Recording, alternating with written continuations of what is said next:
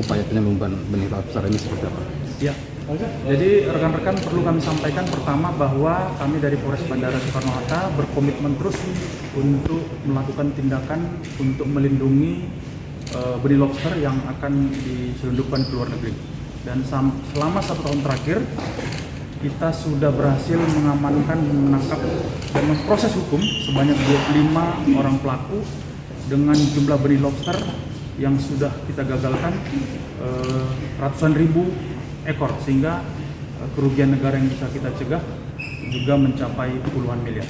Nah, untuk kasus yang pada hari ini kita rilis, ini adalah pengungkapan yang ke-6 di tahun ini dengan modus yang agak berbeda sedikit.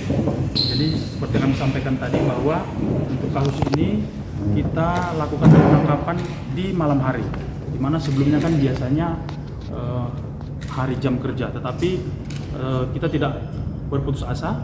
Segala informasi yang disampaikan oleh masyarakat kita dalami dan kita tindaklanjuti dan membuahkan hasil, menggagalkan 125 benih lobster yang akan diselundupkan ke luar negeri, 125.000 benih lobster dengan 2 orang tersangka dengan barang bukti, mobil dan beberapa perlengkapan yang digunakan untuk selanjutnya akan dikirim ke Vietnam melalui Singapura. Jadi modusnya adalah melakukan transit di suatu negara, kemudian selanjutnya tujuan akhir adalah Vietnam. Berapa orang Pak yang ikut diamankan? Ya, untuk perkara ini saat ini kita sudah mengamankan 2 orang, keduanya laki-laki yang berperan untuk mempacking kemudian membawa dari suatu daerah di Jakarta Barat untuk selanjutnya akan diserahkan rencananya kepada pihak lain. Dan tentu kasus ini tidak berhenti sampai di sini. Ada beberapa orang yang masih terus akan kita kembangkan dan kita lakukan penegakan hukum supaya jaringan ini memang bisa kita ungkap, tidak hanya kepada orang yang membawa, tetapi orang mulai dari hulu sampai hilir. Harapan kita tentu ini bisa kita lakukan penegakan hukum terhadap semua pelaku. Oh, Pak, 2 pertanyaan. 1, barang itu diselundupkan dengan atas nama apa? Nanti yang kedua, si pelaku sudah 2 kali. Yang pertama itu mereka berhasil atau residivis, Pak? Ya, yang pertama, yang kedua yang orang ini kan tadi sudah sampaikan di bulan Juni ya. Di bulan Juni itu berhasil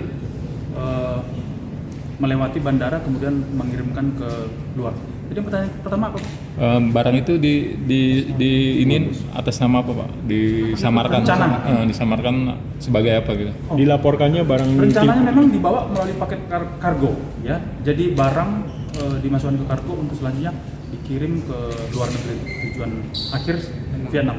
Sebagai apa, Pak? Keterangan paket kirimannya itu apa, Pak? Isi dari paket kirimannya itu dilaporkan sebagai apa? Ya, jadi sampai saat ini karena ini belum berhasil dikirim, tentu masih akan kita dalami, ya.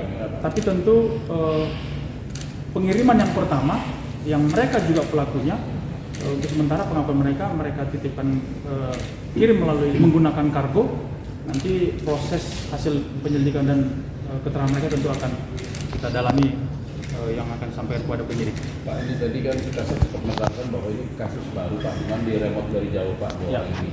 Berapa sih upah yang mereka terima sehingga mereka tertarik untuk melakukan ini Pak? Ya, tadi sudah kita sampaikan rekan-rekan, kita juga agak merasa sedih ya. Mereka ini hanya dibayar upah 500.000 dengan resiko pekerja dan proses hukum yang berat. Tadi kita sampaikan dalam undang-undang yang disampaikan tadi, itu ancaman hukumannya sampai 8 tahun. Ya. Untuk dengan nilai upah yang 500.000 itu tidak sebanding dengan resiko yang akan didapatkan oleh kedua pelaku ini. Acara akan dimulai dengan sambutan sekaligus penyampaian press conference oleh Wakapolres.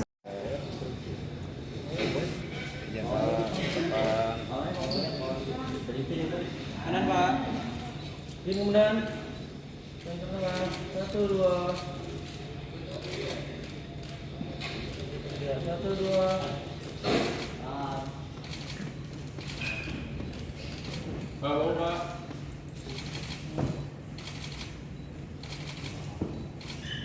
Jangan lupa subscribe ya.